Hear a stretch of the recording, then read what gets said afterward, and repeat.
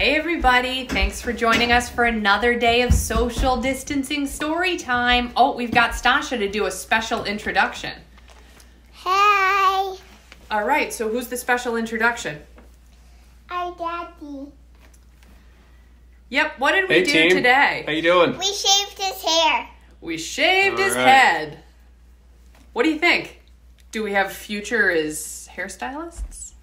I don't think so. I think all the hairstylists in the world are safe from Mummy and Stasha taking them on. And Daddy.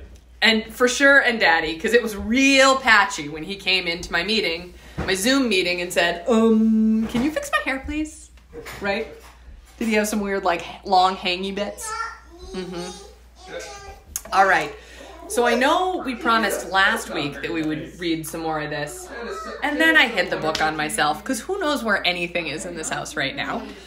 It's lost, because we don't have any guests, because of the sickness, we don't have any guests. We don't have any guests. So we just leave the house crazy. We leave stuff all around the house, and then we find it eventually, and so we found it. New York in 4 seasons. So we read about fall in New York last week. So let's read about winter in New York today. And then we can flip over and read some other fun books. Let's see. Okay, winter. Now, what months count as winter? December, January, and February.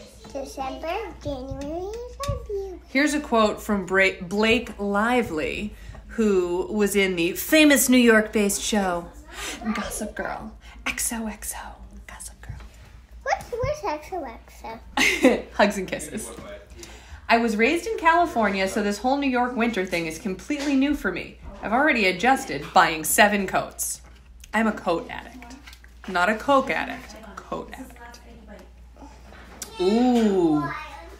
Look at all of those pretty pictures of Radio City Music Hall and Fifth Ave and all sorts of stuff in the city. Santa's elf. Yeah. Hey, buddy, don't hold on to this because that's what the camera's on. Okay. All right. Christmas in New York City. At Christmas time, the entire city seems to dress up in variations of green, red, silver glitter, and white snow, bringing a magical luster to many of the city's most beloved neighborhoods and landmarks. The Empire State Building sets the tone from on high with dazzling displays of Christmas colors. Stroll up Fifth Ave to Bryant Park, where you will find a winter holiday village in which you can both ice skate and shop. Herald Angels brighten the plaza, and ice skaters twirl and spill on the ice at nearby Rockefeller Center, while across 6th Avenue, visitors flock to Radio City Music Hall to see the Christmas Spectacular featuring the Rockettes. Across town, Grand Central Terminal hosts a sensational laser light show that's repeated throughout the day in its main concourse, and bustles with a colorful holiday fair in Vanderbilt Hall. Farther uptown, the Plaza Hotel, which anchors the southeast corner of Central Park, has a beautiful Christmas tree in its entrance hall, the lighting of which is a highlight of the hotel's calendar. This is an excellent starting point for a stroll up through Central Park, where you can stop and watch the animals at the Central Park Zoo open their Christmas presents. How cool is that? Washington Square Park, the recently restored gem at the heart of Greenwich Village, is the site of a fittingly bohemian tree lighting featuring music and caroling beautifully framed by Washington Square Arch. In Brooklyn, there is no greater homegrown exhibition of Christmas spirit than the over-the-top building decorations in Dyker Heights, where homeowners employ dioramas, larger-than-life figures, creches, and tens of thousands of lights. As one observer remarked, it's almost as though Christmas just decided to explode in the middle of Brooklyn. Get a taste of the elegant 19th century Bronx Christmas at the Bartow Pell Mansion, a federal-style National Historic Landmark. Here you can take a candlelight tour of the interior, serenaded by carolers dressed in Victorian garb. That means they're dressed like people from a long time ago. The holiday... I was dressed up, but now... You were dressed up like Snow White earlier, right? Yeah. The holiday train show at the New York Botanical Garden, in which model trains chug past New York landmarks constructed entirely of twigs, bark, branches, and other plant material, is not to be missed. And of course, don't forget to visit the real Santa at Macy's, Uptown at the Plaza Hotel. The Nutcracker. Is that one of your favorite books, Evie? Yeah. The Nutcracker? Yeah. The story of the Drosselmeyer's magical nutcracker saved from the Mouse King by the innocent Clara in a dream world populated by sugar plum fairies, Chinese tea dancers, and Russian candy cane dancers is an irresistible staple of Christmas in New York. Hey, it's upstairs! That's right, the book is upstairs. The glittering production staged... Of the real one, do we have a Snow White book? I don't think we have a Snow White book, no. By the New York City Ballet, we have a Rapunzel book, is without a doubt the crown jewel. But among the many worthy others, the Joffrey Ballet School and the Yorkville Nutcracker Productions both feature young, up-and-coming local dancers. Hey, what is that? Well, this is a menorah. Let's learn about Hanukkah in New York. Hanukkah is... Can I learn it? Yeah, you can learn. Listen along. Hanukkah is big in New York, literally the world's largest menorah. Approximately 32 feet tall, can be found in Grand Army Plaza in Brooklyn, rivaled closely by a 4,000-pound structure placed near the southeast corner of Central Park. Called the Festival of Lights, Hanukkah's chief ritual centers on the lighting of the 8 candles of the menorah, adding one each night for 8 successive nights. The 9th branch of the menorah holds the shamash, or the candle that is used to light all the others. In homes and synagogues throughout the 5 boroughs, candles are lit from right to left, the direction in which Hebrew is read, while prayers are recited. Hanukkah is celebrated with the eating of latkes, potato pancakes. Wait, I can see you. Bimwellos, fritters, and sufkiyat, round jelly donuts, and the singing of songs. Children play with dreidels, 4-sided tops, trading gelt, Hanukkah money, that is actually chocolate wrapped in gold foil. And one of Stasha's favorite snacks when she was little. Yeah, why are you Origami tree. For more than 40 years, the American Museum of Natural History has marked the start of the holiday season by unveiling its beautiful origami tree, decorated with more than 500 brightly colored hand-folded paper snakes, frogs, spiders, dinosaurs, butterflies, whales, and spaceships created by origami artists from all over the world. The Angel Tree. In December, chamber music and other seasonal sounds echo in the medieval sculpture hall. Okay, dudes. Hey, guys. She's not going to hit you. Let's calm down. Why don't you take a seat and listen to the book? Stasha, chill. At the Metropolitan Museum of Art, where the museum's famed Angel Tree stands each Christmas.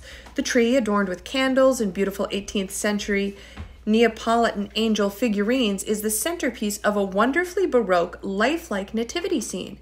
The Neapolitan figurines were donated to the museum in 1964 by the artist and collector Loretta Hines Howard. Cool. Dickens at the Morgan Library. The beautiful Morgan Library and Museum owns one of the... This is him. Oh, that's such a nice sandwich. I can eat it for pretend. I can eat it for pretend. Thank you. I was so hungry with all this reading. Oh, now I feel better. Thanks, Eve. Thanks, Chef. Do you have a tummy ache? No, I'm all set. I do not have a tummy ache. The beautiful Morgan Library and Museum owns one of the original manuscripts of Charles Dickens's A Christmas Carol. And this is the catalyst for a day of fun and revelry hosted by the Morgan each December. Kids will be entertained throughout the day by puppets, art activities, and costumed characters strolling and singing. The day is highlighted by a dramatic reading of A Christmas Carol, Stay Out of Scrooge's Way, held right in front of the fireplace and among the gilded stacks of Mr. Morgan's inner sanctum. The Morgan, once a private mansion of the financier J.P. Morgan, a renowned collector of art, books, and artifacts of all kinds, is now a magnificent window to New York and the Gilded Age. Handel's Messiah at Lincoln Center. George Frederick Handel's beloved English language oratorio is performed all over the city each December by a wide variety of choral groups. Among the most popular, the New York Philharmonic, the Oratorio Society of New York, and the Masterwork Chorus. A joyful sing-along, Messiah has been performed at the Judson Memorial Church in Greenwich Village each year for more than 30 years. What is it, dude? Can you let me put this the right way? Oh, buddy. No, I can't help right now if you're just going to throw it at me. Sorry, bud. Honey, hand it to me, but then I'm going to finish reading the book. Come on, hand me the pieces. Okay, where's the other piece? Those two go together like that, okay? More than 3,000 worshippers gather under the soaring vaults of St. Patrick's Cathedral on 5th Avenue, honey, each Christmas Eve for a standing room only midnight mass that draws tourists, citizens, and VIPs like the mayor. Entering the cathedral through heavy bronze doors, visitors leave the clamor and festivities of Midtown behind to enter a magical space. Inside the Gothic Revival-style cathedral, crimson poinsettias, wreaths, honey, and dozens of garlands. Please stop, Evie. Decorate the altar, and massive columns and glimmering lights illuminate stained glass windows. The cathedral boasts a nearly life-size nativity scene with delicate wooden figures carved in Italy. In 2011, a dog modeled after the Honey, you've got to stop moving it, okay? The rector's Labrador Retriever was added to the creche. 2 historic organs and choirs fill the interior with traditional Christmas music. Christmas has been celebrated at St. Patrick's for more than 130 years, since the cathedral's dedication in 1879, 20 years after the first cornerstone was laid in 1858. The service was televised nationally for the first time in 1948. Today, preparations for Christmas Eve Mass begin in the summer, and admission is by ticket only. All right, let's finish at New Year's Eve, and then we can read the rest of winter maybe tomorrow. All right, so check this out. That is Times Square. That is the New Year's celebration in Times Square. So this is New Year's Eve in New York. New Yorkers go, watch out, honey, go all out on New Year's Eve, dressing for the occasion and flocking to special events at nightclubs, restaurants, and private parties. 1 million people, give or take, descend on Times Square to watch the fabled ball drop from a flagpole atop one Times Square, honey. And nearly 1 billion watch the event live on television. You've seen it on TV. Making those few blocks of Midtown feel as though they really are the center of the universe. Honey, stop. Jaw-dropping neon billboards flash as singers and performers entertain the crowd, and confetti and joyous shouts fill the air in anticipation of the countdown to 10:59 p.m. when the ball begins its 60-second descent to the base of the specially designed flagpole, signifying the new year when it reaches the bottom. Cleanup crews spring into action nearly at the moment the ball drops, sweeping up the estimated 50 tons of confetti, hats, balloons, pizza boxes, and empty soda bottles left behind by revelers. By mid-morning, you would never know the area had just hosted the world's largest party. Around lunchtime on New Year's Day, hundreds of members of the Coney Island Polar Bear Club and guest swimmers conquer their fears, not to mention common sense, by plunging into the frigid, that means really cold, waters of the Atlantic. That has been a New York tradition since 1903. Cool. All right, so we will save the rest of the New York book. We'll read about Chinese New Year. Hey, Eve, sweetheart, I still am going to read other books. I'm just taking a time out from New York and Four Seasons, and then we'll read about Chinese New Year. Now let's read Beatrix Potter's The Story of Miss Moppet.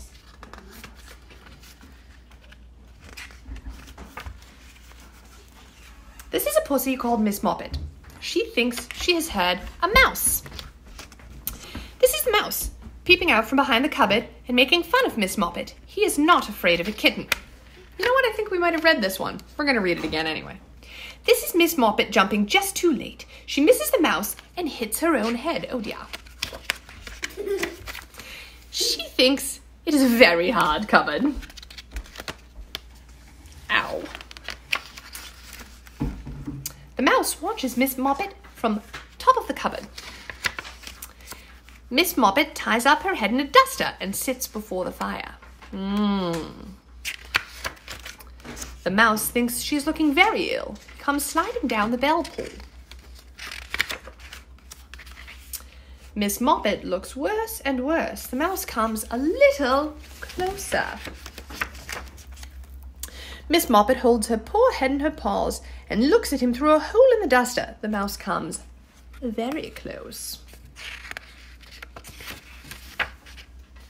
And then all of a sudden, Miss Moppet jumps upon the mouse. And because the mouse has teased Miss Moppet thinks she will tease the mouse, which is not at all nice of Miss Moppet. Why? Well, is it nice to tease people? No.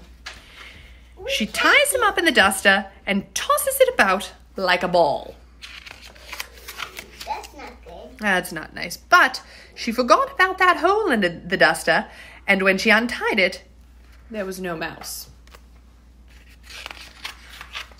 Why was there no mouse? Well, he had wriggled out and run away, and he is dancing a jig on the top of the cupboard. Dancing a jig. Okay. No, we're not going to read that book because we read that the other day, but we got some new books in the mail. This used to be Mummy. When I was a kid, I loved Mercer Mayer. So we're going to read the Go to Bed book by Mercer Mayer. No, this book. No, we're not going to read Tangled right now. I read it the other day, honey. Stasha, can you move over to another chair? I'm a cowboy, and I round up cows. I can lasso anything. Dad says I'm a general, and I have to stop the enemy army with my tank. Oh, wait a second. Oh, hold on. Rewind. Let's start all over. I missed a page. Bad job, Mummy. Okay.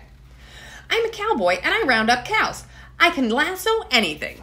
Dad says it's time for the cowboy to come inside and get ready for bed. I'm a general, and I have to stop the enemy army with my tank. Dad says it's time for the general to take a bath. I'm a space cadet, and I zoom to the moon. I capture a robot with my ray gun. Dad says, what do you think he's going to say? This giant robot has captured the space cadet and is going to put him in the bathtub right now. Does he look very happy? I'm a sea monster attacking a ship. Dad says, it's time for the sea monster to have a snack. I'm a zookeeper feeding my hungry animals. Dad says, feeding time is over. Here are the zookeeper's pajamas. I'm Super Critter flying over the city. I'm a train engineer being chased by bandits. Dad says, the bandit chief has caught you, so put on your pajamas. But I'm a race car driver, and I just speed away. Is this kind of like what it's like putting Stasha and Evie to bed some nights? Dad says, the race is over. Now put on these pajamas and go to bed.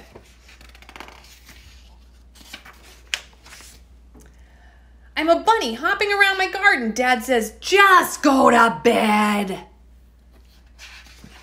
he mad? He's getting a little frustrated. Why? Well, is the little kid listening? No. No. But I'm a bunny, and bunnies don't sleep in a bed. Mom says, shh. Dad says, go to sleep. Well, maybe a tired bunny could sleep in a bed. Just this once. No, we're not going to read Tangled, Evie. But we have one more new book. Another one that used to be Mummy's favorite when she was a kid. What is it, Stasha? Cloudy and the Chance of Meatballs, and I have that very same book at school. This very same one at school? Cool. Except when I was a kid, it did not have this little part that said, the series behind the major motion pictures. There was no movie of this when I was a kid. It was just this book. And it made me hungry. I've always been a food-motivated kid. I'm so hungry. When I watch Nailed It like 1,000 times. You do love Nailed It, yeah? It makes me so hungry. It makes you so hungry when you see all that so many baking. cakes. They make a lot of cakes and cookies. And so it just makes me so hungry. It makes you so hungry. Yeah, me too. Yeah. We were all sitting around the big kitchen table. It was Saturday morning, pancake morning. Mom was squeezing oranges for juice. Henry and I were betting on how many pancakes we could each eat. And Grandpa was doing the flipping. Seconds later, something flew through the air, headed toward the kitchen ceiling, and landed right on Henry. After we realized that the flying object was only a pancake, we all laughed, even Grandpa. Breakfast continued quite uneventfully. All the other pancakes landed in the pan, and all of them were eaten, even the one that landed on Henry. Waste not, want not, right? That night, touched off by the pancake incident at breakfast, Grandpa told us the best tall tale bedtime story he'd ever told. There lay the tiny town of Chew and Swallow. Chew and Swallow? That's kind of a crazy name. I wonder why the town's called Chew and Swallow. In most ways, it was very much like any other tiny town. It had a main street lined with stores, houses with trees, and gardens around them, a schoolhouse, about 300 people, and some assorted cats and dogs. The only thing that was really different about Chew and Swallow was its weather. It came 3 times a day, at breakfast, lunch, and dinner. Everything that everyone ate came from the sky.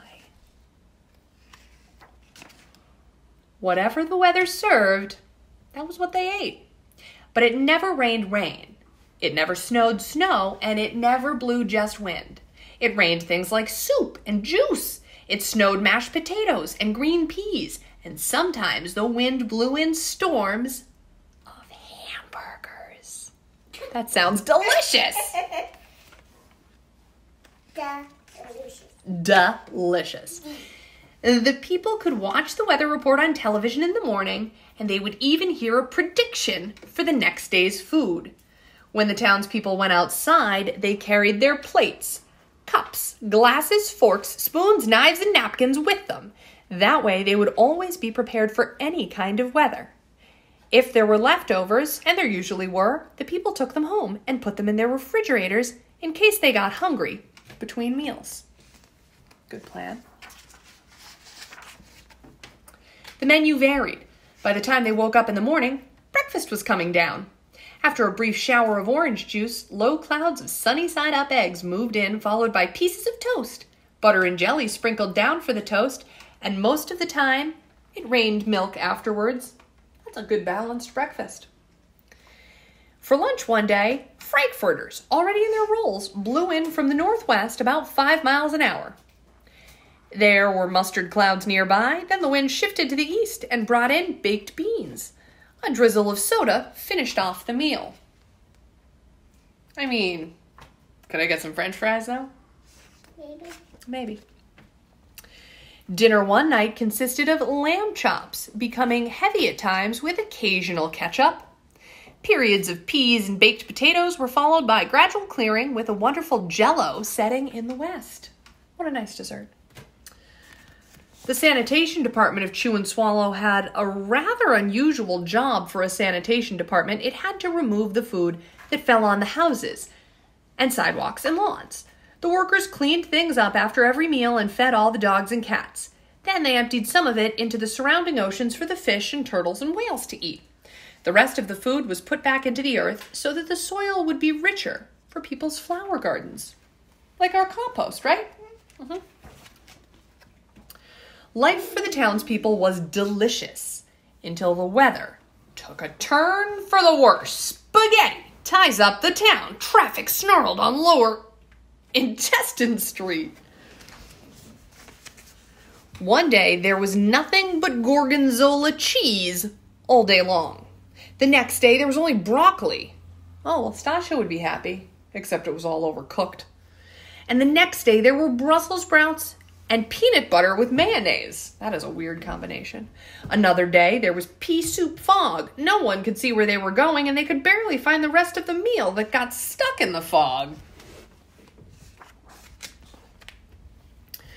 The food was getting larger and larger, and so were the portions. The people were getting frightened. Violent storms blew up frequently. Awful things were happening. One Tuesday, there was a hurricane of bread and rolls all day long and into the night. There were soft rolls and hard rolls, some with seeds, some without. There was white bread and rye and whole wheat toast. Most of it was larger than they had ever seen bread and rolls before. It was a terrible day. Everyone had to stay indoors. Roofs were damaged, and the sanitation department was beside itself. The mess took the workers 4 days to clean up, and the sea was full of floating rolls. To help out, the people piled up as much bread as they could in their backyards. The birds picked at it a bit, but it just stayed there and got staler and staler. Why? That's what happens when bread sits out in the air. It gets hard. There was a storm of pancakes one morning and a downpour of maple syrup that nearly flooded the town. A huge pancake covered the school. No one could get it off because of its weight, so they had to close the school.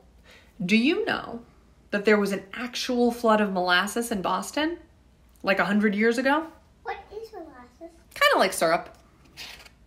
It's kind of sticky. Yeah, there was a molasses factory and there was an explosion and it flooded the streets and people actually got hurt. Why? Sticky molasses stuck them. And they would never ever be able to get out. Yeah, they got hurt. Lunch one day brought 15-inch drifts of cream cheese and jelly sandwiches because they got stuck in the molasses. Everyone ate themselves sick, and the day ended with a tummy ache. There was an awful salt and pepper wind accompanied by an even worse tomato tornado. People were sneezing themselves silly and running to avoid the tomatoes. The town was a mess. There were seeds and pulp everywhere. Is there a lion in there? I don't know. The sanitation department gave up. The job was too big. Everyone feared for their lives. They couldn't go outside most of the time. Many houses had been badly damaged by giant meatballs. Stores were boarded up, and there was no more school for the children. So a decision was made to abandon the town of Chew and Swallow. It was a matter of survival. That's crazy. The people glued together the giant pieces. Oh, really? They glued together the giant pieces of stale bread sandwich style with peanut butter, took the absolute necessities with them, and set sail on their rafts for a new land. And what did they use for sails? Cheese. Pizza. Bread. What's this little flag up here? Bacon. After being afloat for a week, they finally reached a small coastal town which welcomed them. Eve. Small coastal town which welcomed them. The bread had held up surprisingly well enough for them to build temporary houses for themselves out of it. The children began school again, and the adults all tried to find places for themselves in the new land. The biggest change they had to make was getting used to buying food at a supermarket. They found it odd that the food was kept on shelves, packaged in boxes, cans, and bottles. Meat that had to be cooked was kept in large refrigerators. Nothing came down from the sky except for rain and snow. The clouds above their heads were not made of fried eggs. No one ever got hit by a hamburger again, and nobody dared to go back to Chew and Swallow to find out what had happened to it. They were too afraid. Henry and I were awake until the very end of Grandpa's story. I remember his goodnight kiss. The next morning, we woke up to see snow falling outside our window. We ran downstairs for breakfast and ate it a little faster than usual so that we could go sledding with Grandpa. It's funny, but even as we were sliding down the hill, we thought we saw a giant pat of butter at the top, and we could almost smell mashed potatoes. Oh, doesn't that make you hungry? That makes me so hungry. All right, well, we're going to finish up. That's going to be it. Do you guys want to come and say goodbye? Evie, you want to come in? Thanks for tuning in. Thanks for tuning in. Thanks for tuning in. We'll see you again tomorrow.